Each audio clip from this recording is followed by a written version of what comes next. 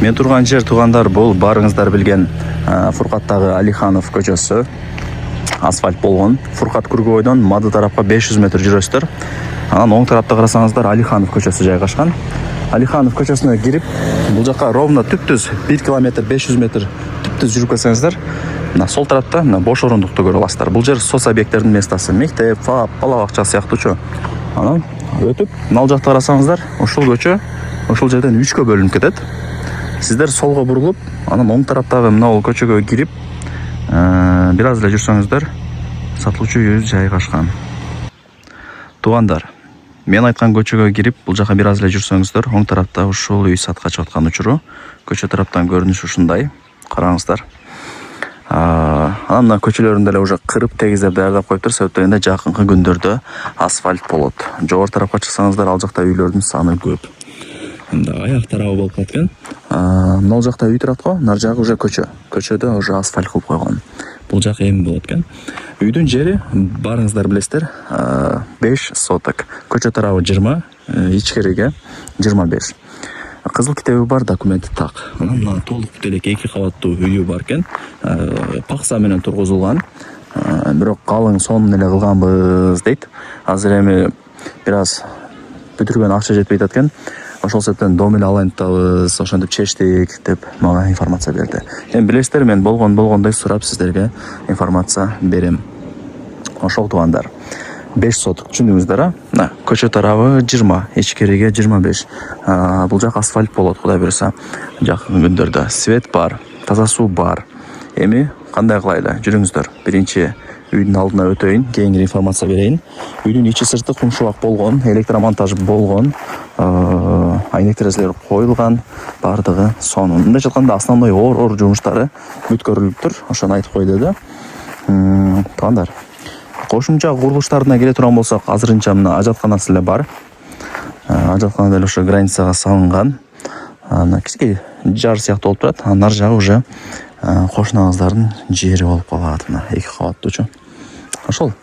Мына жактан дагы сонун болуп көрүнөт экен, бийик, чоң болуп.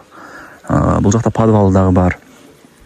Эми келип көрүп кетесиздер, телефондо бүтө турган иш эмес. Анан квартирага дагы алмашат экен. Желательно мындай даяр квартира болгон болсо жакшы дейт. Эми айтып көрөсүздөр өзүңүздөр. Жер үй кылам дегендер бар, квартирадан тажап, анан акчам жок, квартирада эле жашап турайын азыр деп жер үйүн саткандар бар. Ар кандай да эми ситуациячы. Ошол. Мисалы, жаш семьялар квартирада жашагысы келет, анан бир аз балдары көбөйүп, чоңоюп калганда уже жер үй кылыш керек экен деп жер үй кылат. Үй тартып жүрөбүз, билебиз. Бул жак мына темир эшик. Киргениңиздерде бул жер ошо 2-чи кабатка чыга турган место болот, Кудай буюрса. Элесиңизчи. Электромонтаж бүтүп, точкалары бүт бардыгы иштейт экен. Бул 1-чи комната. Айнек терезелер коюлган. Мен оңго бурулайын. Так. Мына туугандар, бул 1-чи комната.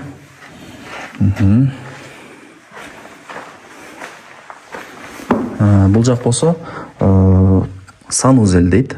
Эсичи, мына жакта фурчкалар бар экен. Бул жак печка коюлат. Нар жагы дагы бир комната болот экен. Ошол. Планировкалары ушундай. Бул 1-чи кабаты. Өйдө тарабы деле ушул сыяктуу, бирок толук бүтелек, чорный потолок болгон, крыша жабылган. Кийин ортосун каалагандай кылып тосуп бүтүрүп аласыздар. Ал жагы өзүңүздөрдөн, чөнтөгүңүздөрдөн зависит этет. Өйдө тарабын деле бир көргөзүп коеюн да. Көрдүңүздөр, ушундай. 1-чи кабат менен 2-чи кабаттын планировкалары окшош. Лайктан басыңыздар. Дос, тааныш, тууган, урук, группа бүт бар тарапка жибериңиздер. Алар дагы кирип көрүшсүн. Негизи азыр квартира, үй караштырып жүргөндөр өтө көп туугандар. Себептегенде недвижимостька спрос эч качан токтобойт. Ошол себептен баалар өсүп атат, спрос болгон үчүнчү. Азыр эч ким үй жер албай койсо баз түшөт, мисалы да. Андай эмес да. Эл көбөйүп атат, бардыгы шаарга келип атат дегендей. Да, эмне маалымат берейин туугандар, айтыңыздарчы. Болду, окшойт, менимче түшүндүрө алдым.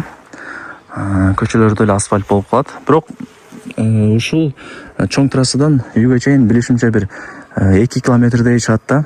1,8 чыгат. 1,8, 1 километр 800 метрче. асфальт болгон. Мындай түз келесиздер. Мына көчө эле боло эле экен да. Кудай берсе болуп калат. Шаарга жакын 15-20 мүнөттө шаарга жөн эле кирип барасыздар. Маршруттук каттамдар, Фуркаттын центрине деле жакын. Барыңыздарды кызыктырган үйдүн баасын айтайын. Канча дей турган болсоңуздар, $60,000. Өтө сонунбай. Себеп дегенде мен мындай калыс болоюн сиздердин мындай сатуучу менен алуучунун ортосундачы. Где-то бир ай мурун мына газоблок менен үй тургузулуп атат го. Ошол жерде $35,000 деп реклама кылганмын. 2 күндө сатылып кеткен. Канчага сатылды билбедим.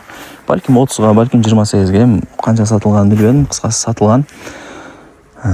Примерно 30да бул жерде бааларчы.